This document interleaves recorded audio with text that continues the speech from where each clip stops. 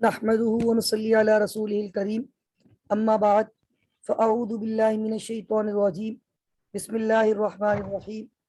Dear online students, अस्सलामु अलैकुम व रहमतुल्लाहि व बरकातुहू। स्टूडेंट्स, वालेकुम अस्सलाम।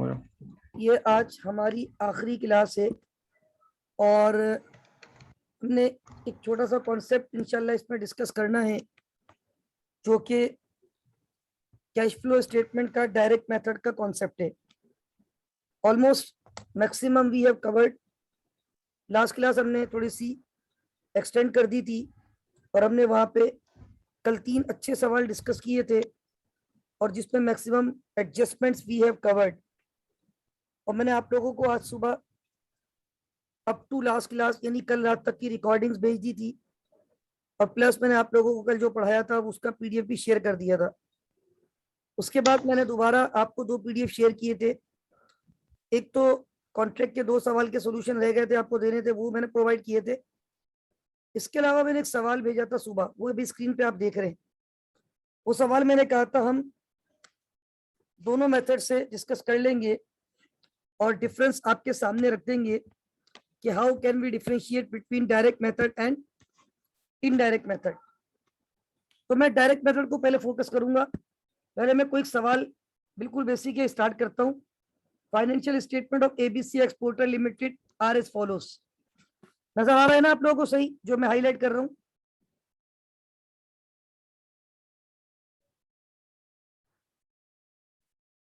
स्टूडेंट्स, आवाज आ रही है आप लोगों को और नजर आ रहा है सही? ताहिर, आपकी यस सर, आवाज आ रही है। Yes sir. ठीक है राना साहब, आवाज आ रही है ना? जी सर, बिल्कुल आ रही है आवाज। देखिए, गुड हो गया। सवाल कंपैरेटिवली बहुत आसान है। हमने जितने भी सवाल किए वो सारे अच्छे सवाल थे। ये तो बड़ा आसान सवाल है, यहाँ सिर्फ आपको डिफरेंस समझाना है, ठीक है ना? तो जब हम स्टार्ट करते हैं इनडायरेक्ट मेथड में तो हम स्टार्ट लेते हैं नेट प्रॉफिट से। असल में वो इनडायरेक्ट तरीका है क्योंकि हम रिवर्स आते हैं, हम बॉटम से टॉप की तरफ आते हैं। फॉर एग्जांपल मैं आपको थोड़ा सा एक्सप्लेन करता हूँ दोबारा। वंस मैंने पहले भी बताया था। देखिए, हम इनकम स्टेटमेंट बनाते हैं सेल में से क्या माइनस करते हैं? Cost of goods sold, GP less operating expenses add other income is equal to PBIT less interest is equal to PBT less tax is equal to net profit. अब indirect method क्यों कहते हैं? हम या तो net profit से start करते हैं, या हम प्रॉफिट बिफोर टैक्स से स्टार्ट करते हैं, या हम पीबीआईटी से स्टार्ट करते हैं। हमने हर सवाल को इनडायरेक्ट मेथड में प्रॉफिट बिफोर टैक्स से स्टार्ट किया और हम ऊपर की तरफ आते थे, रिवर्स आते थे। इसके अंदर सबसे पहले इसको ऐड करते थे, फिर अदर इनकम में अगर कोई अदर एक्टिविटीज के इम्पैक्ट है उसको रिवर्स करते थे, ऑपरेटिंग एक्सपेंस में नॉन कैश आइटम को रिवर्स करते थे, फिर वर्किंग कैपिटल से कॉस्ट ऑफ गुड्स और सेल के रिसीवेबल, पेबल और इन्वेंट्री के इम्पैक्ट को एडजस्ट करते हुए यहाँ तक आते थे। यानी ये तरीका क्या हुआ, हम नीचे से ऊपर आ रहे हैं। तो ये इनडायरेक्ट हुआ या डायरेक्ट हुआ? जी, इनडायरेक्ट। अब हम डायरेक्ट जाएंगे, यानी हम ये बोलेंगे भाई हम सेल किसको करते हैं, ये बताओ सेल किसको करते हो? कौन होते हैं वो लोग? क्या बोलते हैं उनको आप लोग? कस्टमर। डायरेक्ट मेथड में ये मैंने भी जो एक्सप्लेन किया है थोड़ा सा आपको, ये इनडायरेक्ट मेथड बताया है कि इनडायरेक्ट मेथड में हम बॉटम से टॉप की तरफ आते हैं। अब हम टॉप से जाएंगे, हम बोलेंगे सेल हम करते हैं कस्टमर को। तो जब डायरेक्ट मेथड पे जाऊंगा ना, तो डायरेक्ट मेथड बोलता है भाई आप इधर उधर नहीं जाओ, आप ये बताओ कितना पैसा आया कस्टमर से, जिसको कहा जाता है कैश रिसीव फ्रॉम कस्टमर। सबसे पहले ये बताओ कस्टमर ने कितना पैसा दिया। फिर उसके बाद कॉस्ट ऑफ गुड्स सोल्ड यानी परचेज। परचेज किससे करते हो आप लोग, बताओ परचेज किससे करते हो? सप्लायर से। सप्लायर से। तो उसको बोलते हैं कैश पेड टू सप्लायर। बोलते बताओ सप्लायर को कितना पे किया है। डायरेक्ट इनडायरेक्ट बात नहीं करो। डायरेक्ट बताओ, डायरेक्ट मतलब क्या है, डायरेक्ट बताओ। कैश रिसीव फ्रॉम कस्टमर ये पॉजिटिव आएगा, कैश पेड टू सप्लायर ये नेगेटिव आएगा, नेगेटिव। उसके बाद कैश पेड टू अदर्स, उसके बाद क्या आएगा, कैश पेड टू अदर्स। ये अदर्स से मुराद समझ लें ऑपरेटिंग एक्सपेंसेस। अब इसमें सिर्फ वो ऑपरेटिंग एक्सपेंस हो जो प्योरली कैश वाले हो, नॉन कैश ना हो, आइटम। नॉन कैश ना हो।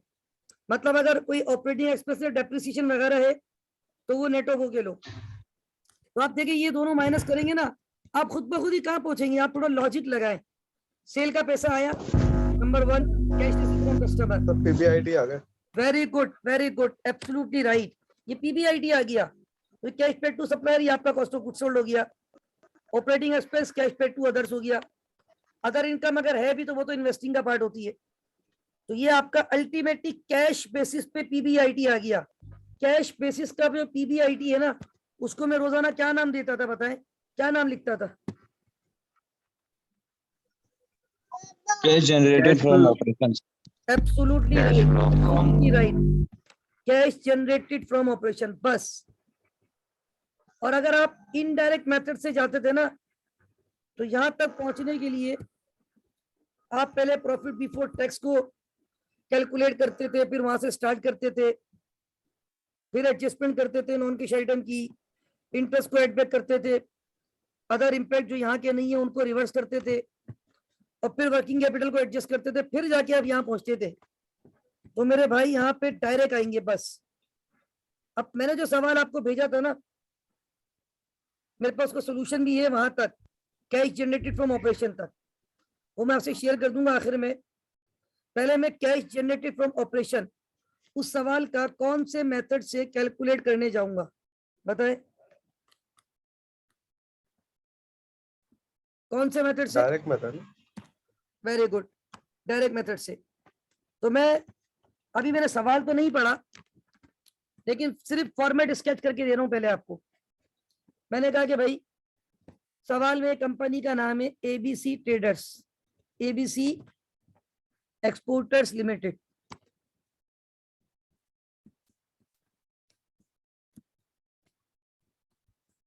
फिर सवाल में हम क्या बनाने जा रहे हैं, statement of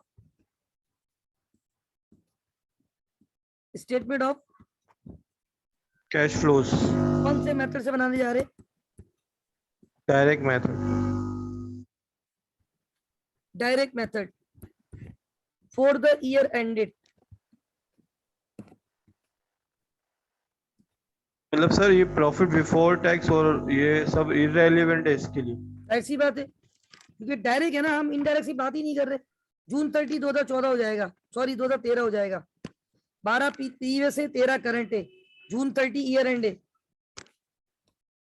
for the year ended जून 30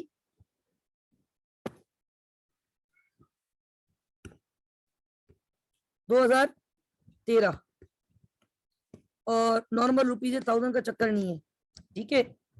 अब देखो मैंने कहा था सिर्फ 3 लाइनों में आपका आंसर आएगा। पहली हेडिंग क्या आती है, कौन सी एक्टिविटी सबसे पहले आती है?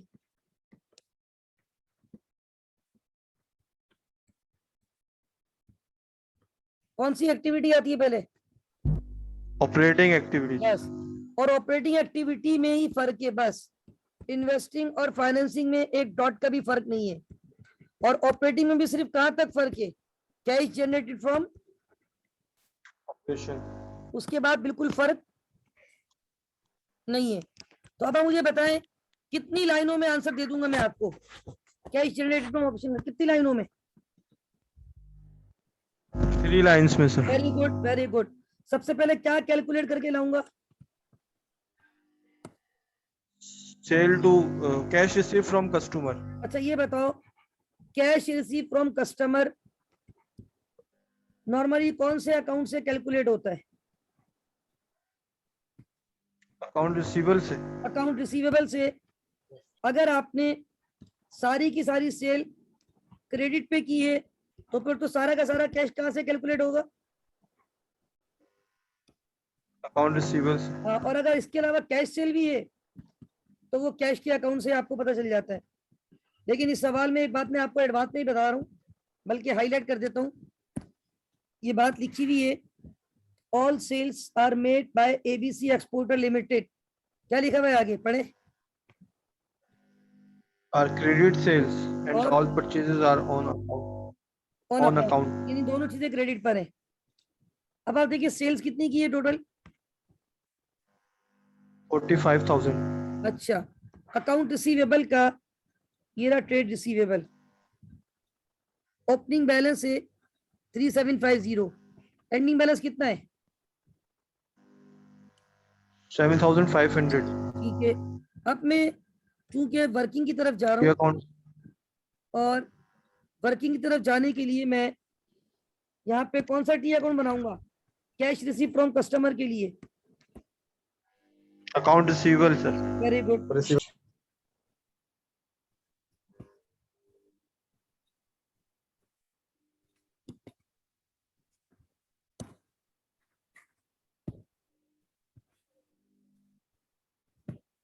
हम एक टी अकाउंट बना रहे, और उस टी अकाउंट का नाम हमने रखा है वर्किंग वन। वन लिख दिया मैंने, और क्या लिखा ये? Account receivable. Opening balance debit side पे आता है। Yes sir. अभी मैंने देखा 3750, एंडिंग बैलेंस क्रेडिट साइड पे आता है 7500। दोबारा देख लें सवाल में, ये रहे, बिल्कुल सही है। सेल की 45,000 की, नीचे देखें 45,000 की sale, account receivable debit sales credit. अब आप देखिए वेरी सिंपल, कि आपने अगर पहले से 3,750 लेने थे और आपने फर्दर सेल की 45,000 की, तो टोटल रिसीवेबल कितना बन गया? 48,750. उसमें से अब सिर्फ कितना रिसीव करना है? 7,500. बाकी सब रिसीव हो गया। Yes sir. ये कैश की बनी होगी, 41 cash cash debit debit account receivable credit कितना कैश आ रहा है? अकाउंट 41,250. 41,250 आ गया। कैश रिसीव फ्रॉम कस्टमर,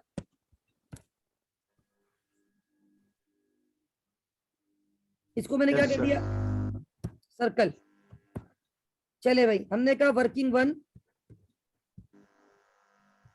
और क्या कैलकुलेट कर चुके हैं? कैश रिसीव फ्रॉम कस्टमर कितना? 41,250. 7। 250. ओके 250। ओके, अब सही है। Yes sir. ओके, अब क्या कैलकुलेट करना है? सेकंड क्या कैलकुलेट करना है? कैश पेड टू अदर्स और सप्लायर्स. इसके लिए हमारे पास सारी की सारी सेल किस पे हुई है? परचेज, सॉरी, ऑन अकाउंट सारी की सारी परचेज भी किस पे हुई है? क्रेडिट पर सर. अब यहाँ पे एक चीज मैं आपको बता दूं, ये दो टी अकाउंट आपको पैरेलल लेके चलने पड़ेंगे। उसकी एक वजह है, अभी आपको नजर आएगी। वैसे तो हम कह रहे हैं कि यार हमारा कैश पेड टू सप्लायर कौन से अकाउंट से निकल जाता है? Accounts payable.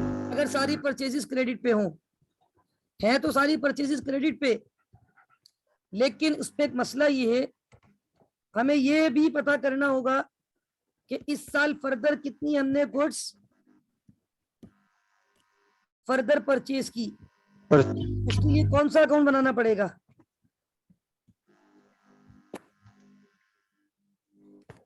इन्वेंट्री का बनेगा। वेरी गुड, किसका बनेगा?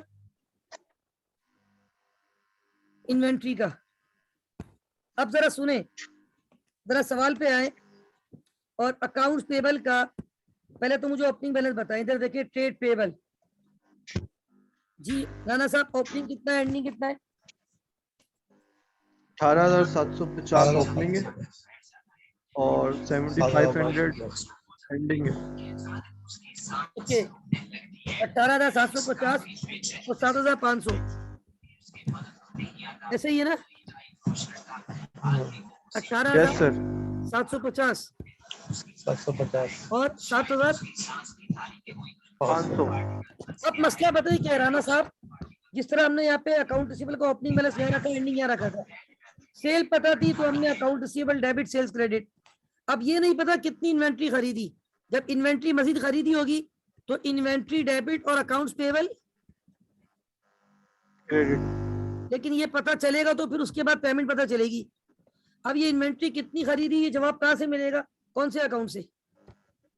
इन्वेंट्री के लेजर से। Very good. अब और सर आ जाओ, इन्वेंट्री का ओपनिंग बैलेंस 2250, एंडिंग बैलेंस 3000, नजर आ रहा है? यस सर इन्वेंट्री का ओपनिंग बैलेंस 2250, एंडिंग बैलेंस 3000। अब ये देखो कितनी इन्वेंट्री आप बेच चुके हो, जिसको कहते हो कॉस्ट ऑफ गुड्स सोल्ड। तो देखो नीचे आओ, इनकम स्टेटमेंट पे कितनी इन्वेंट्री बेच चुका हूं, कितने हजार वाली? 15,000 cost of goods sold debit inventory credit, ये एंट्री पता है आपको? यस सर 15,000 कॉस्ट की इन्वेंट्री बेच चुका हूं, 3,000 की इन्वेंट्री अभी भी मौजूद है, तो ये तो 18,000 इन्वेंट्री हो गई। तो क्या साल के शुरू में 18,000 की इन्वेंट्री थी आपके पास राना साहब? नो सर सिर्फ कितने की इन्वेंट्री थी? 2250 तो बाकी इन्वेंट्री सारी इस साल आपने, परचेज की और लिखा हुआ है सारी परचेज किस पे की है? अकाउंट पर। तो जब परचेज की होगी तो क्या एंट्री बनाई होगी? परचेज डेबिट, इन्वेंट्री डेबिट और accounts payable credit. Very good, inventory debit और अकाउंट्स पेबल क्रेडिट। कितना डिफरेंस आ रहा है? 15,750 15,000। 750। अब इधर देखिए, क्या इन्वेंट्री डेबिट हुई तो लायबिलिटी बढ़ गई 15,750 से? यस सर अब जरा प्लस करें, कितनी टोटल लायबिलिटी होनी चाहिए थी? 18,750 और 15,750।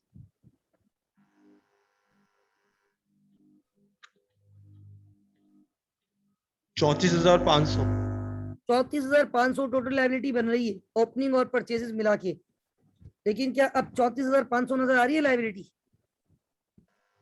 7,500 तो कित बाकी आपने पे कर दी? बिल्कुल। क्या liability entry payable sir, accounts payable debit cash credit. Absolutely right. How much? 27,000। Sure? Okay, cash paid to supplier भी आ गया। चलो आ जाओ, कैश पेड टू सप्लायर कौन सी वर्किंग? Working to. कितना आ गया? 27,000 तो ये बताओ, ये मैंने सही लिखा है या बीच में कुछ रहता है? कैश पेड टू अदर्स रहता है। नहीं, ये 27,000 रुपये सही लिखे?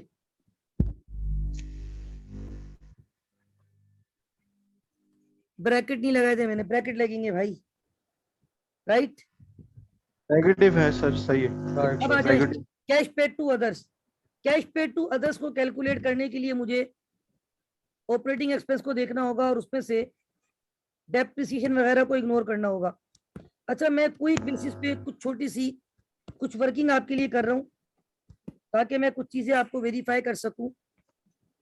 तो अब कुछ वर्किंग में एडिशनल भी शायद कर जाऊं।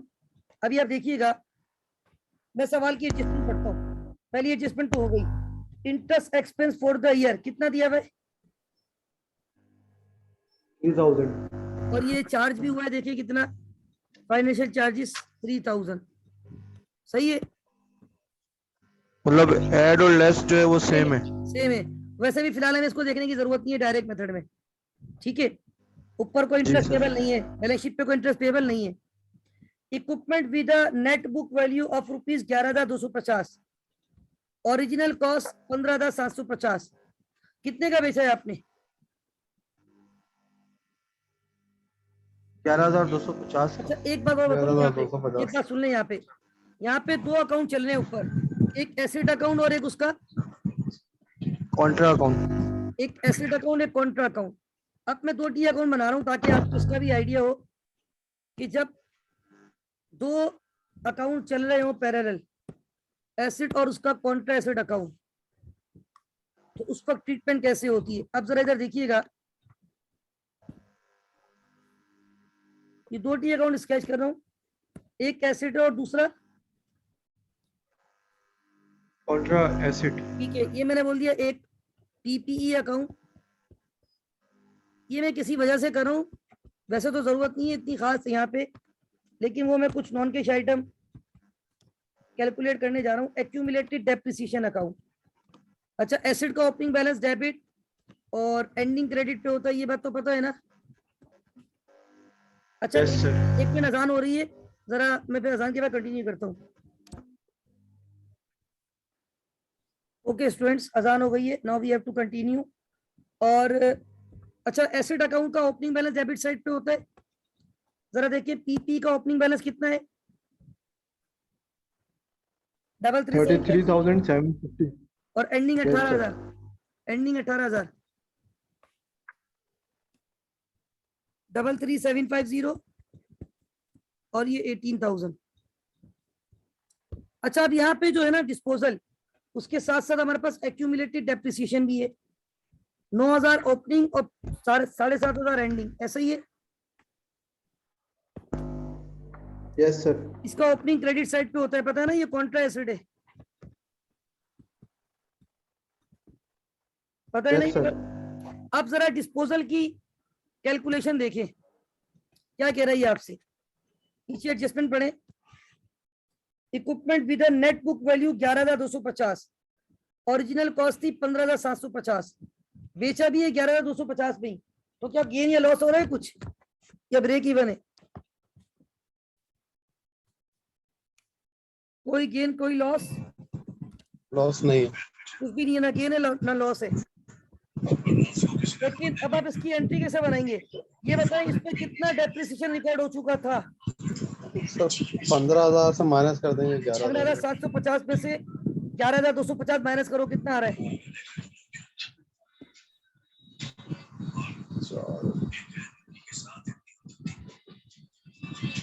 4,000। कितना आ रहा है जी भाई? 15,750 माइनस 11,250, 4,000। 4,000 कैसे आएगा? 15,750 4,500। 4,500। Okay okay, 4,500। अब मेरी बात सुने, कैश डेबिट 11,250, किसी को इतराज है? Cash debit 11,250। क्या एसेट का एक्यूमुलेटेड डेप्रिसिएशन रिवर्स होकर डेबिट होगा 4,500? Yes sir. और कोई गेन कोई लॉस नहीं है। 11,250 की बुक वैल्यू वाला एसेट 11,250 में बेचा है, और पीपी क्योंकि आज हम बुक वैल्यू पे नहीं बना रहे, आज हम कॉस्ट पे बना रहे हैं, इसलिए एक्यूमुलेटेड को भी डेबिट किया है। तो पीपी कितने से क्रेडिट होगा? 15,750। अब इधर देखिए, ये है 15,750, ये है डिस्पोजल, और डिस्पोजल की वजह से कितना डेप्रिसिएशन रिवर्स हुआ है राणा साहब? रिवर्स होकर डेबिट हुआ है 4,500। मैंने लिख दिया। अब सुने, देखिए एक बात तो सुन ले, इस सवाल में कोई आपने नॉन करंट एसेट नहीं खरीदा। कैसे पता चल रहा है आपने कोई नॉन करंट एसेट नहीं खरीदा? क्योंकि अगर आप देखें तो आपकी ये दोनों साइडें खुद ही इक्वल हो गई हैं। चेक करें, इक्वल हो गई है। Yes sir, 33,750। Very good. 33,750, 33,750 means आपने कोई फर्दर कैश के against property plant equipment purchase किया या नहीं किया? नहीं किया, नहीं। लेकिन सर एक्यूमुलेटेड डेप्रिसिएशन बैलेंस से भी बढ़ नहीं रहा था, कम हो रहा था ना एंडिंग। अच्छा, अब एक बात सुन ले, हमारे पास ये जो एक्यूमुलेटेड डेप्रिसिएशन का डिफरेंस आएगा ना, ये इस साल का क्या होगा? डेप्रिसिएशन। Very good. ओके। तो भाई इस साल का डेप्रिसिएशन ये आप देखिए 3,000। 3,000 है। जी सर। ओके, यानी डेबिट साइड का टोटल है 12,000 और क्रेडिट साइड पे 9,000 है। उसका मतलब है फर्दर आपने कितने इस साल का डेप्रिसिएशन रिकॉर्ड किया? 3000। 3000 depreciation expense debit accumulated depreciation sir mic distort हो रहा है बहुत। किसका है यार, ये किसका है? माइक देख ले काइंडली। ओके, अब एक बात सुने, ये डेप्रिसिएशन भी मैंने कैलकुलेट कर लिया किसी वजह से, नॉन कैश आइटम है ना ये, मैं जरा हाईलाइट कर रहा हूँ किसी वजह से, ठीक है। अब एक बात और सुने, एडजस्टमेंट के साथ दोबारा आते। अगली एडजस्टमेंट है, company declared and paid dividend of 18,000 रुपए टू इट्स शेयर होल्डर। ऊपर कोई लाइबिलिटी नहीं है, मैं कौन सा टी अकाउंट बनाऊंगा इसके लिए? Dividend payable. नहीं, डिविडेंड पेबल की जरूरत ही नहीं है ना, retained earning, retained earning, retained earning. Retained earning. अब आप देखिए यहाँ पे हमने एक टी अकाउंट बनाया और उसका नाम रखा रिटेन अर्निंग, ठीक है। Working number 7, retained earning. Sir ये जो लास्ट वर्किंग में ये जो डिस्पोज ऑफ में एक्यूमुलेटेड जो रिवर्स किया है सर, ये क्यों किया है? क्योंकि जब आपका एसिड चला जाता है तो क्या उससे रिलेटेड एक्यूमुलेटेड रिवर्स नहीं करना होता राणा साहब? वो तो हम एक्सपेंस आउट कर चुके हैं ना सर। नहीं तो जब एसिड को बेचते हैं तो उसका जो एक्यूमुलेटेड क्रेडिट में पड़ा हुआ होता है, डिस्पोजल के बाद उसको रिवर्स करके डेबिट नहीं करते? बिल्कुल करते हैं। अब तक कैश फ्लो किसी भी सवाल में नहीं किया था, क्योंकि अब तक जितने भी सवाल किए थे वहां पे सारा कौन सा कॉन्सेप्ट चल रहा था, कॉस्ट मॉडल या बुक वैल्यू पे चल रहा था? Book value model. That's why. Clear हो गया? अच्छा, अब इधर आ जाए, रिटेल अर्निंग का ओपनिंग बैलेंस है 30,000 और एंडिंग कितना है? 30,750। नजर आ रहा है? 30,000 और 30,750। ये बताओ कितना डिविडेंड दिया है?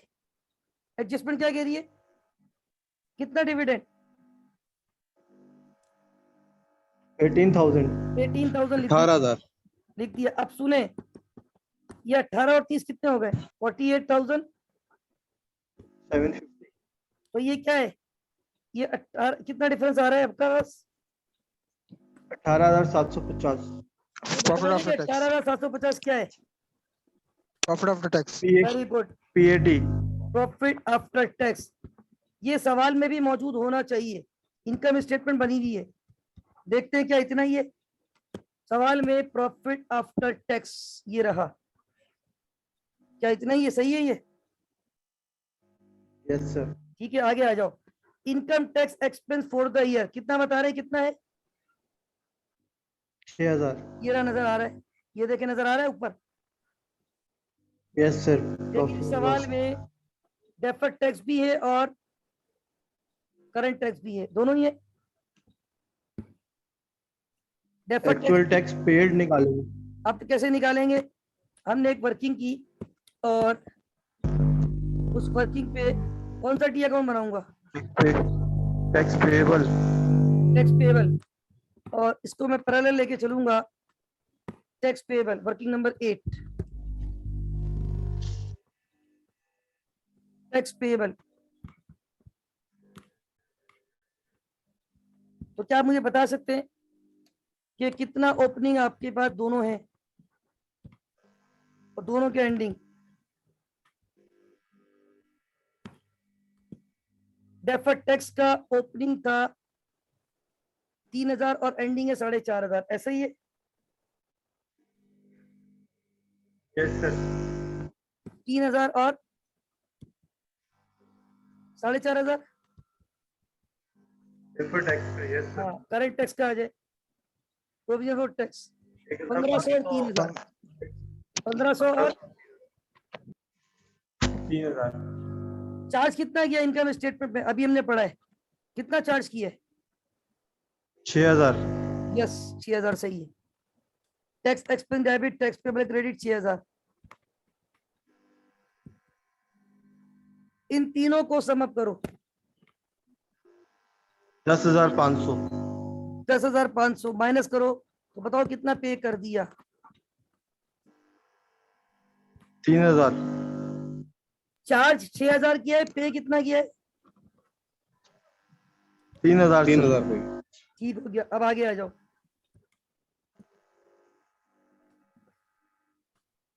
आगे बोल रहे हैं कि depreciation and amortization expense are included in admin expense, यानी इनकम स्टेटमेंट पे वो तो ऐड तो हुए होते हैं पता है। अब जरा बैलेंस शीट देख लो एक नजर।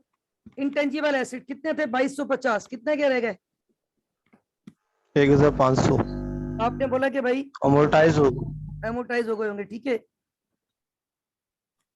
तो वर्किंग नंबर 9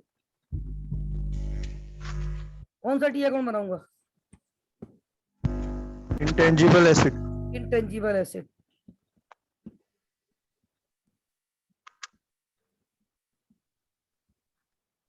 कम हो इंटेंजिबल एसेट तो हम अज्यूम करेंगे अमोर्टाइज हुए। जी बिल्कुल। सेल आउट ही समझेंगे। नहीं, वो असल में फिर लिखा होगा ना, सेल तो बता देना कितने में बेचा है, क्या है, गेन हुआ, लॉस हुआ। अच्छा ठीक है, ठीक। ठीक है। अच्छा, अब आ जाए 2250 से 1500, तो कितना एमोर्टाइज हो गया? 750। 700। Yes sir. चलो ठीक हो गया, कोई एडिशन परचेसेस नहीं है। Working number 9। उसके बाद आ जाए हमारे पास, अगर बैलेंस शीट देख लो एक नजर, इन्वेंट्री वर्किंग कैपिटल में जाता है। डायरेक्ट मेथड की बात नहीं कर रहा, इनडायरेक्ट की। ट्रेड रिसीवेबल वर्किंग कैपिटल में जाता है। अच्छा, एडवांस डिपॉजिट प्री पेमेंट में कोई मूवमेंट नहीं है। पहले भी 28,500 था, अब भी कितना है? 28,500। सर ये तो अगर ये मूवमेंट होती तो फिर इसका टी अकाउंट बनाते हैं लॉन्ग टर्म नहीं, वर्किंग इन्वेस्टमेंट। कैपिटल में जाएगा, वर्किंग कैपिटल में जाता।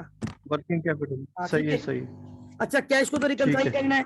शेयर कैपिटल में मूवमेंट नहीं है इस सवाल में, देखें कोई मूवमेंट नहीं है। रिटेन अर्निंग का अकाउंट बना दिया, डेफर्ड टेस्ट का अकाउंट बना दिया। पेबल वर्किंग कैपिटल है इनडायरेक्ट में, और डायरेक्ट में तो हम direct cash paid to other में ले लेते हैं। टैक्स का टी अकाउंट बना दिया सर सब। इसमें इन्वेंट्री अब देखिए, इन्वेंट्री और ट्रेड रिसीवेबल तो नहीं लेंगे ना? यहाँ कुछ भी नहीं लेंगे, ले चुके हैं हम। वो तो इनडायरेक्ट में ये ले लेंगे, चुके हैं ना? इनडायरेक्ट में लेंगे। मैं अभी इनडायरेक्ट भी सॉल्व करूंगा ना, इसलिए मैंने वर्किंग की है। ठीक है। ठीक है, ठीक। अच्छा, अब इधर आ जाए। डायरेक्ट तो होने वाला है भाई, डायरेक्ट में तो अभी 2 मिनट लगेंगे, डायरेक्ट सॉल्व हो गया है। कैसे? ये देखिए, डायरेक्ट में अब हम क्या करेंगे, हमने ये बताना है कि कैश पेड टू अदर्स। अब जरा इनकम स्टेटमेंट पे आओ एक नजर। सेल हो गई, कैश रिसीव फ्रॉम कस्टमर में सेल आ गई। Cost of sale cash paid to supplier में आ गई। अब ये देखो, आपके ये दोनों एक्सपेंस मिला के कितने दिए हुए? ये दोनों एक्सपेंस का टोटल कितना दिया हुआ है? 6,750। 6,750। अब इधर देखिएगा राणा साहब, बड़ी अहम वर्किंग करने जा रहा हूं कि क्या लिख रहा हूं मैं, कैश पेड टू अदर्स। तो मेरे कितने ऑपरेटिंग एक्सपेंसेस हैं? 6,750। 6,750। आपको पता है सवाल ने आपको एक बात बताई है कि इसमें 2 एक्सपेंस ऐसे शामिल है जिसमें कैश का आउटफ्लो नहीं हुआ है। वो कौन कौन से 2 एक्सपेंस है? सर वो है डेप्रिसिएशन और अमोर्टाइजेशन। अच्छा, डेप्रिसिएशन 3,000 आया था टी अकाउंट में, याद है अभी? Yes sir. और एमोर्टाइजेशन 750 आया, ये रहा बराबर में टी 700। अकाउंट। ये दोनों ऑपरेटिंग एक्सपेंस में शामिल तो है, लेकिन ये दोनों कैश का आउटफ्लो, दोनों कैश की मतलब ये आउटफ्लो। ऐड बैक कर देंगे। नहीं, एड बैक तो वहां करते थे ना जहां हम ऑलरेडी लेस करके आ गए थे। अब तो हम डायरेक्ट ये जानना चाह रहे हैं कितना कैश पेड टू अदर्स है राणा साहब। तो cash paid to others calculate करने के लिए जो मेरा ऑपरेटिंग एक्सपेंस है उस पे 2 आइटम कैश की पेमेंट हुई है या नहीं हुई है? नहीं हुई। तो net cash paid to others कितना आ गया? 3,000। कितना आ गया? 3,000। अब इधर आ जाए, ये देखें कैश पेड टू अदर्स आ गया आपके पास। सर मैं उस सेंस में बोल रहा हूँ, अगर इसको ऑपरेटिंग एक्सपेंस है ना, एक्सपेंस को नेगेटिव ले लें और ऐड बैक नहीं कर नहीं, दें ऐसे नॉन कैश राणा आइटम। साहब ऐसे नहीं करते हैं, एक्सपेंस को नेगेटिव नहीं लेंगे हम, तो ये माइनस पे दिखाएंगे ना ऑलरेडी। ये तो कैश पेड टू अदर्स है। अब उस एक्सपेंस के अंदर, सही सही। ठीक हो गया। बस आपने ये 3 स्टेप लिए तो अल्हम्दुलिल्लाह आप कहाँ पहुंच चुके हैं? पता है आपको कहाँ तक पहुंच गए हो आप? Cash Profit generated before from interest and operations. tax. PBIT. Generated From operations. From operation. एक बात मैं आपको बता दूं कि एक पॉइंट नोट कर लीजिएगा। शायद आप ये सोचे सर ये इनकम स्टेटमेंट पे ये एक इंटरेस्ट इनकम भी आ रही थी, आपने इसको तो नहीं देखा। तो पहली बात तो ये कि क्या इंटरेस्ट इनकम जो मिलती है, हालांकि यही इनकम रिसीव है और ये इनकम है, लेकिन ये इनकम मुझे बताओ क्या ऑपरेटिंग का पार्ट होती है या इन्वेस्टिंग का पार्ट होती है? सर इन्वेस्टिंग में रखेंगे। हाँ, तो इसको कहाँ लेके जाएंगे? इन्वेस्टिंग। लेकिन अगर हम इनडायरेक्ट मेथड से होते हैं तो हम प्रॉफिट बिफोर टैक्स से स्टार्ट करते हैं 24,000, माइनस करते हैं, फिर हम माइनस करते हैं फिर माइनस और वहां ऐड करते हैं। वेरी और गुड, वहां add. Very good, very good. यहाँ तो हमने इसको छेड़ा ही नहीं है, हम तो डायरेक्ट मेथड से आए, हम तो ऊपर से आए। हाँ सर ठीक है, सेल ऊपर से से हमने आ निकाला गए। Cash receive from customer, cost of sale से निकाला कैश पेड टू सप्लायर, फिर ऑपरेटिंग एक्सपेंस पे डेप्रिसिएशन एमोर्टाइजेशन नेट ऑफ करके कैश पेड टू अदर्स। अब अगर मैं क्विक इसको कंप्लीट करना चाहूँ ना तो ये बड़ी आसानी से कंप्लीट हो जाएगा। वो कैसे? अब इसमें से हम कितनी चीजें माइनस करते हैं बताएं, तो हमारी ऑपरेटिंग खत्म हो जाती है। क्या क्या माइनस करते हैं? इंटरेस्ट और टैक्स।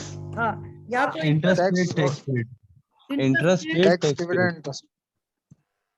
इंटरेस्ट पेड और टैक्स पेड, इंटरेस्ट पेड और इंटरेस्ट तो वही है जो सवाल में दिया हुआ है, वही पेड है, वही एक्सपेंस है। कितना है देखो जरा, ये इंटरेस्ट कितना है?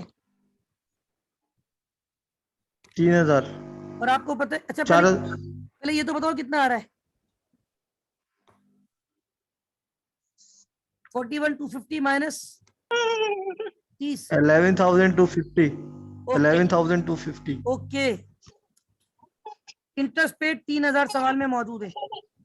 टैक्स पेड मैंने अभी कैलकुलेट किया है 3,000, याद है? यस सर, आधा आ रहा था वो। हाँ, 6,000 था चार्ज, पेड था 3,000। तो ये आपकी कौन सी एक्टिविटी मुकम्मल हो गई? Cash flow from operating activities. बताओ कितना आ गया ये? 5,250। Cash in flows from operating where? Operating activities. Okay,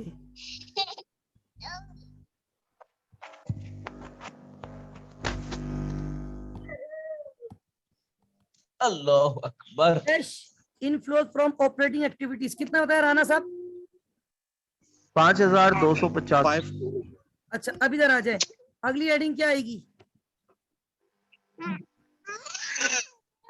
cash flows from investing activities. Okay, सवाल काइंडली इतना माइक चेक कर ले कोई। बंद कर दिया ये सर। बसीर भाई है। Cash flows from investing activities. अब मुझे एक बात बताओ, क्या इन्होंने कोई नॉन करंट एसेट खरीदे? नहीं। कोई भाई अकाउंट बैलेंस हो गया था ना नॉन करंट एसेट का? यस सर, वो हाँ पीपी भी नहीं खरीदा था और वो अमोर्टाइज हो गया था। अब सुने, सेल ऑफ पीपी, एक पीपी बेचा था, पैसे आए थे, डिस्पोज कई ऑफ डेबिट करने गया, वाला। कितने पैसे आए थे देखो ये। सर पीपी के अकाउंट से पता लगेगा हमें। नहीं ये रहा ना, 11,250। ये रहे ना, 15,750। 11,200। वो तो 15,750। 15,750। नहीं नहीं, वो तो 11,250 की बेची थी। ये था। Okay cash 11,250। ठीक है, एक तो ये पैसा आया। अगली बात सुने, एक तो ये 11,250 आए, दूसरा वो आपको जो इंटरेस्ट रिसीव हुआ है वो हमने ऑपरेटिंग में थोड़ी लिया है। कितना इंटरेस्ट रिसीव हुआ है? सर वो सवाल में से दिखाएं जरा आप। इनकम स्टेटमेंट में थी। 3,000 थे ना शायद। नहीं 3,000 नहीं, 4,500 अच्छा, है भाई, वो तो एक्सपेंस है। 4,500। 4,500। Very good, 4,500। बस, इसके अलावा और कुछ नहीं है इस एक्टिविटी में, दोनों प्लस में है। इंटरेस्ट मिला, वो एसेट बेचा, तो ये हो गया 15,750। Am I right? Positive? Yes sir, बिल्कुल ऐसा ही है। Cash inflow from where? Investing investing activities. Activities, अब ये पता है- नहीं, ये तो एक अब कौन सी अब एक्टिविटी, अगला कौन सी एक्टिविटी रह गई? फाइनेंसिंग। Financing activity. आप मेरी बात सुने, इस सवाल में कोई शेयर इशू हुए? नो सर, नहीं नहीं। सेम था कोई share long term capital. loan लिया? नहीं सिर्फ तो होगा पे नहीं। की है क्या? डिविडेंड आएंगे, बस डिविडेंड कितना डिविडेंड पे किया है? डिविडेंड 18,000। 18,000 का डिविडेंड पे किया, सवाल में लिखा हुआ था, याद है? मैंने टी अकाउंट भी बनाया था, याद है?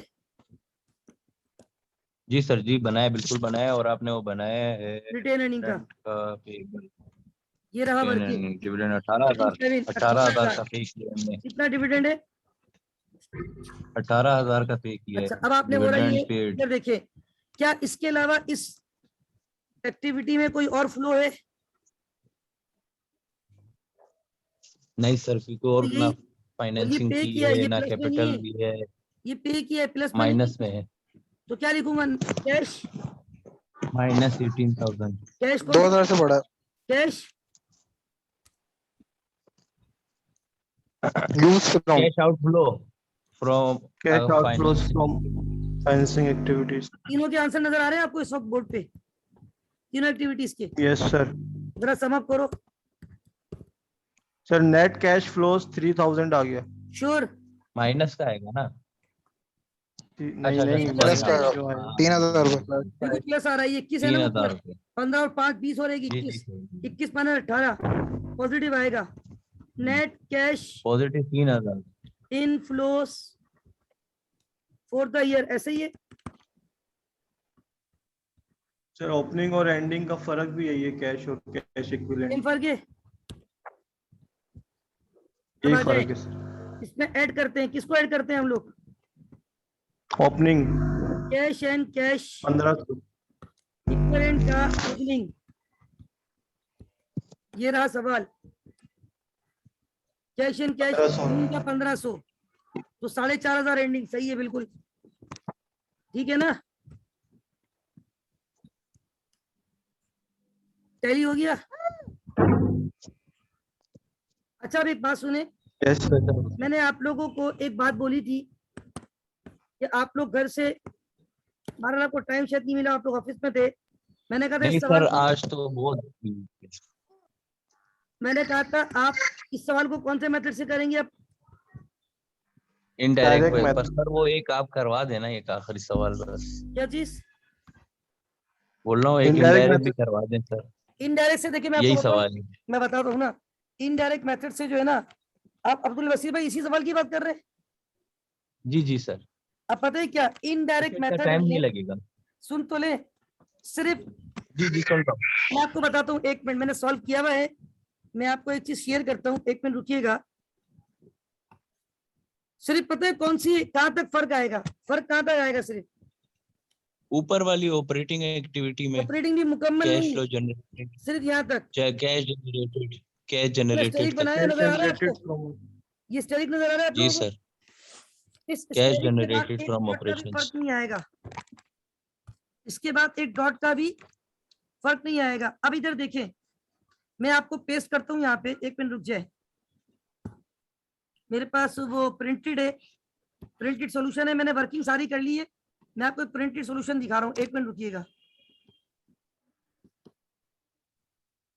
क्या स्क्रीन पे कुछ नजर आ रहा है इस वक्त आपको? अभी तक तो नहीं। नहीं आया? डायरेक्ट मेथड ही नजर आ रहा है। अच्छा, अब इधर देखिए, चलें, अब बताएं, आप कुछ नजर आया? हाँ सर, आ गया। ऑपरेटिंग अच्छा, बल्कि ये तो पूरी एक्टिविटी सॉल्व हुई हुई है। कौन सी एक्टिविटी सॉल्व हुई हुई है? देखें इसकी ऑपरेटिंग एक्टिविटीज। ऑपरेटिंग, इधर देखो पीबीटी, हम कहाँ से स्टार्ट करते हैं? पीबीटी, कितना पीबीटी लिया इन्होंने? देखो ये यस, कितना लिया है, 24,750। इधर आओ सवाल में, सवाल में देखो, ये रहा पीबीटी, नजर आ रहा है? ये देखें, ये कितना है? ये बिल्कुल सही है, सही है। 24,700। उसके बाद आगे आ जाए, इंटरेस्ट एक्सपेंस को एड बैक कर लिया, क्या 3,000 रुपए इंटरेस्ट था हमारे सवाल में? यस सर, डेप्रिसिएशन कितना था 3000 ही था। और एमोर्टाइजेशन कितना था? 750। अच्छा अब्दुल बशीर भाई, 15 अकाउंट से लिया था ना। बशीर भाई, ये 4,500 रुपए की हमने कहा था माइनस करवाएंगे इंटरेस्ट इनकम, क्यों माइनस करवा रहे हैं? हाँ सर वो बिल्कुल यहाँ पे, क्योंकि क्योंकि ये फाइनेंसिंग में इसको ऐड कर वो वेरी इन्वेस्टिंग नहीं, में add वेरी करेंगे, गुड, इन्वेस्टिंग में। इन्वेस्टिंग में ऐड करेंगे। और ये कहाँ पे ऐड हो हुई है फिलहाल? ये हमारे अदर इनकम्स में, यस, ये ऑपरेटिंग में अदर ऐड हुई इनकम। है सर। हाँ, असल में कहने का मकसद ये है,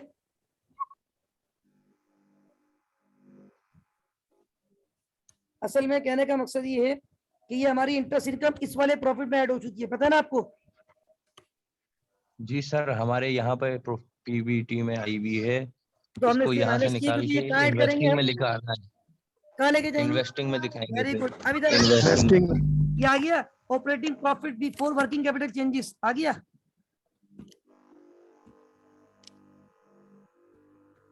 राणा Yes, साहब sir. नजर आ रहा है? जी सर बिल्कुल। अच्छा, operating profit before working capital changes के बाद वर्किंग कैपिटल के चेंजेस, इन्वेंट्री इंक्रीज हो गई, देख लेते हैं कितने से इंक्रीज हो गई है। 750 से। और जरा ऊपर आ जाएंगे, देखें 2250 से 3000 इंक्रीज हो गई, 750। Yes sir. और रिसीवेबल 3750 से 7500, तो ये 3250 है शायद, नहीं 3750 होगा ये भी, 750। ये भी इंक्रीज हो गया। अब आप देखिए दोनों एसिड इंक्रीज हुए, माइनस हो गए, देखिए। अब आ जाओ अदर पेबल, इधर देखो, ट्रेड पेबल 18,750 से कितने रह गए?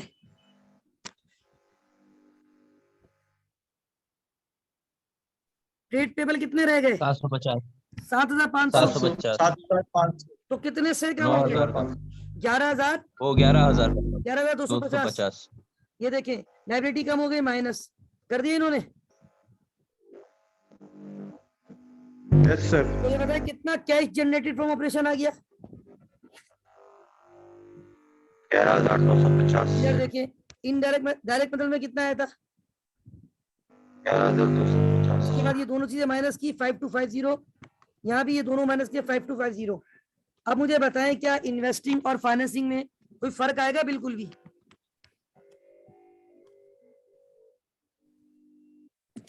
जी, क्या इन्वेस्टिंग और फाइनेंसिंग में कोई फर्क आएगा? नहीं। तो हमने यहाँ पे सॉल्व किया है, नहीं सर। जैसा हमने यहाँ सॉल्व किया है एज इट इज वही आंसर वहां पे आएगा। जी यस सर। तो अगर आप कहें तो मैं ये यहाँ से करता हूँ कॉपी और वहां जाके इसको क्या कर देता हूँ, ये हमने किया कंट्रोल सी, और वहां पर हमने इसको कर दिया इस तरफ जाके यहाँ पे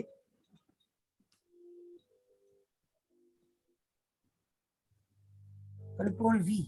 अब आप देखिए क्या ये आपका सवाल मुकम्मल हो गया?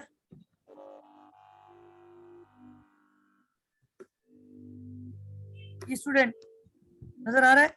जी सर। अब आप देखिए 5250, थोड़ा सा मैं इसको एक ही लाइन में ले आता हूँ, इधर देखिए, ये देखें मैंने कोई सारी 21,000 अमाउंट, आ गया, 18,000 माइनस हो गया। ये देखें ये आ गया, इधर देखिए एक ही लाइन में आ गया, ये सारा हो गया। जी जी। इंटरेस्ट रिसीव यहाँ पे देखो ऐड हो गया है, वहां से लेस किया था। तो अब आप देखिए क्या कोई खास डिफरेंस नजर आया आपको डायरेक्ट और इनडायरेक्ट में? सर एक में निचली तरफ से आ रहे हैं, एक में ऊपर की तरफ से आ रही है। और तरीका तो यही है ना, देखो डायरेक्ट का मतलब होता है बिल्कुल हाँ आप, बाकी यही है, हाँ डायरेक्ट का मतलब है आप बिल्कुल सही तरीके से आ रहे हैं, ऊपर से आ रहे हैं, हाँ बिल्कुल सही है। और सेल्स से इनडायरेक्ट में आप लेकर रिवर्स आ आते रहे हैं। हो, इनडायरेक्ट में रिवर्स आते हो। तो भाई ये देखिए इस सवाल को मैं जो है ना कंपाइल करके आपको भेज दूंगा, इस पे क्वेश्चन भी नजर आ जाएगा इंशाल्लाह, डायरेक्ट मेथड का सोल्यूशन भी दे दूंगा आपको और इनडायरेक्ट मेथड का सोल्यूशन भी दूंगा। अच्छा ये यहाँ से कट कर दिया था क्या मैंने बजाय कॉपी करने के? चले वो मैं दोबारा सही कर दूंगा, आप टेंशन नहीं लीजिएगा, ये मैंने सही कर दिया है। तो आपको डायरेक्ट का सोल्यूशन भी मिल जाएगा और वर्किंग भी मिल जाएगी और उसके साथ और साथ सर ये अगर किसी को पता लगे ना कि पेपर कब है FACR का, तो प्लीज ग्रुप में शेयर कर दे। ठीक है, ठीक है। देखिए वो तो अब्दुल वसीर भाई, इतनी स्पीड से वो खबर तो मैं फैलती देख रहा हूँ। इतनी स्पीड से खबर फैलती है कि जैसे ही आपका वो आएगा ना टाइम टेबल, फौरन कोई ना कोई जी जी, स्टूडेंट फौरन ग्रुप में शेयर कर देगा। अदरवाइज मुझे पता बस चलेगा अल्लाह तो मैं ताला शेयर कर उसको दूंगा खैर इंशाल्लाह, दे। ठीक है। बस सर जो भी 25 तारीख के वैसे खबर बाद होगा इंशाल्लाह ना, 25 के बाद। 23 की टेंटेटिव बात। डेट जो है वो 23 सुनिए एग्जाम शुरू होने की, बाकी अल्लाह मालिक है, फिर आगे इतवार भी तो आ रहा है ना, फिर मतलब हो 25 सकता के है। बाद अच्छा भाई इंशाल्लाह। स्टूडेंट ये देख लें, आज हमने ये खास तौर पे कौन से मेथड को फोकस किया है, डायरेक्ट और मेथड। हमने इस सवाल को अल्हम्दुलिल्लाह दोनों से सॉल्व कर लिया। दोनों के सोल्यूशन में आपको दे दूंगा, वर्किंग दे दूंगा, सवाल दे दूंगा, रिकॉर्डिंग भी इंशाल्लाह मिल जाएगी। लेकिन बात वही है कि सुबह तक मिलेगी इंशाल्लाह, क्योंकि अभी मैं थोड़ा बिजी हूँ, मुझे जाना है। इंशाल्लाह सर। और no issue sir, no issue. एक दो जगह पे जो है ना वो इंशाल्लाह मिलाद वगैरह की महफिल है, इंशाल्लाह वहां जाना है। और ओके सर। होपफुली जो है ना कल सुबह इंशाल्लाह आपको मैं ये व्हाट्सएप कर दूंगा चीजें। बाकी भाई एक बात सुन ले गौर से कि जी सर। थोड़ा बहुत IFRS 15 जो है ना उसकी थ्योरी मैंने कम पढ़ाई थी, वो जरा F7 से उसके थ्योरेटिकल कॉन्सेप्ट देख लीजिएगा। खास तौर पे रेवेन्यू का जो 5 स्टेप का प्रोसेस है ना, 5 स्टेप प्रोसेस, मैंने हैंड आउट के पहले पेज पे वो 5 स्टेप लिखे भी हैं, वो स्टेप याद करना, वो स्टेप भी पूछते थे कभी कभी। उस स्टेप की बड़ी अच्छी एग्जांपल मौजूद है ACC F7 में, बेसिक एग्जांपल्स हैं वो पढ़ लीजिएगा। थोड़ी बहुत लीज की थ्योरी पढ़ लीजिएगा, और लीज के अंदर सेल एंड लीज बैक के कॉन्सेप्ट और थोड़े देख लीजिएगा। बाकी ये कि मैक्सिमम वी हैव कवर्ड। पहली प्रायोरिटी जो टीचर ने आपको पढ़ाया है उसको दीजिएगा, क्योंकि देखो अब टाइम इतना नहीं है। अगर आप लोग अक्टूबर की अटेम्प्ट में अपेयर होने जा रहे हैं इंशाल्लाह, टुडे 16, हो सकता है 26 तक पेपर भी हो जाए, इनमें भी पॉसिबल है। तो you have only 8 to 10 days। तो आप लोगों ने जो है ना बस घबराना नहीं है, हिम्मत करें, इंशाल्लाह मेहनत करें। Wish you best of luck, Allah ताला आप सबको कामयाबी अता फरमाए। सर फर्स्ट प्रायोरिटी एटलीस्ट इस चीज को जरूर दीजिएगा कि जितना मैंने कवर करवाया है ना, एटलीस्ट उन तमाम चीजों को अच्छे तरीके से ग्रिप करके जाइएगा इंशाल्लाह। अल्लाह की जात से उम्मीद है इंशाल्लाह अच्छे रिजल्ट मिलेंगे, पॉजिटिव रिजल्ट मिलेंगे इंशाल्लाह। जी क्या कह रहे थे बस आप? आपकी दुआएं चाहिए थे सर इंशाल्लाह। एक सवाल है, एक बोलो। सवाल है सर।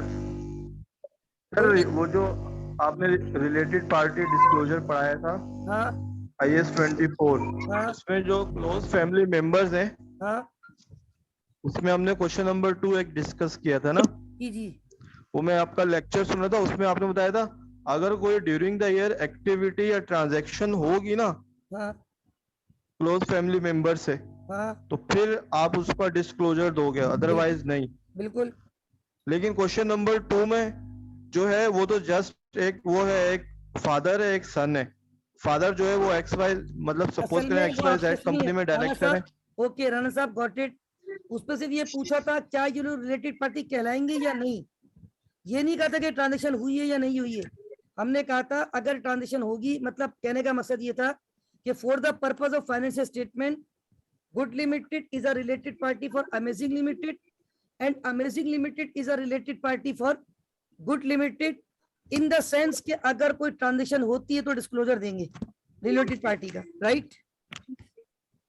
अच्छा, मतलब वैसे वो रिलेटेड पार्टी है। जी बिल्कुल है। अच्छा मोहम्मद खान साहब, आप मेरे ख्याल है शायद बिजी थे, अभी आपने ज्वाइन किया है, हम आपको खुशामदीद कहते हैं। और खान साहब आज की क्लास ऑलमोस्ट हमारी अल्हम्दुलिल्लाह मुकम्मल हो गई है। आप इंशाल्लाह रिकॉर्डिंग सुन लीजिएगा, एंड आई होप, जी सर, जज़ाकल्लाह सर। ठीक है ना, आई होप आप वैसे ही माशाल्लाह हार्ड वर्कर हैं। ड्यूरिंग सेशन आपने बहुत ज्यादा मेहनत भी की है और वो नजर भी आई हमें। अल्लाह ताला आप सबको अच्छे नंबरों से कामयाबी अता फरमाए। Wish you best of luck to all of you. आमीन सर। और खान साहब मैं इंशाल्लाह कल सुबह तक ये रिकॉर्डिंग और इसके सॉल्यूशन प्रोवाइड कर दूंगा।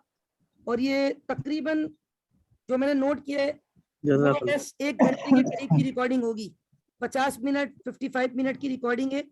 और हमने इस सवाल को इनडायरेक्ट मेथड से भी सॉल्व कर लिया ऑलमोस्ट, और डायरेक्ट मेथड से ये पूरा सॉल्व किया है। और इनडायरेक्ट से भी मैंने कुछ मेरे पास सॉल्व हुआ था प्रिंटेड, खाली ऑपरेटिंग, बाकी वो मैंने सेम रहते हैं यहाँ पे पेस्ट कर दिए। तो ये दोनों सॉल्यूशन आपको मिल जाएंगे। रिकॉर्डिंग आप लोग सुन लेंगे तो इंशाल्लाह ऑल के और जो है आपका ये कॉन्सेप्ट क्लियर हो जाएगा। ओके स्टूडेंट्स, हमारे यहाँ पे 8:15 बजे नमाज है, 3 मिनट रह गए, तो नमाज के लिए मैं जा रहा हूँ। जी सर, नमाज का टाइम हो गया है। That's all for today. That's all for the session. Thank you sir. Nasir, Pakistan जिंदाबाद। बहुत शुक्रिया सर, जज़ाकल्लाह। बहुत शुक्रिया आपका सर। बहुत बहुत शुक्रिया सर, वेलकम। जज़ाकल्लाह सर, बहुत अच्छा पढ़ाया आपने जज़ाकल्लाह, जज़ाकल्लाह। पूरा सेशन।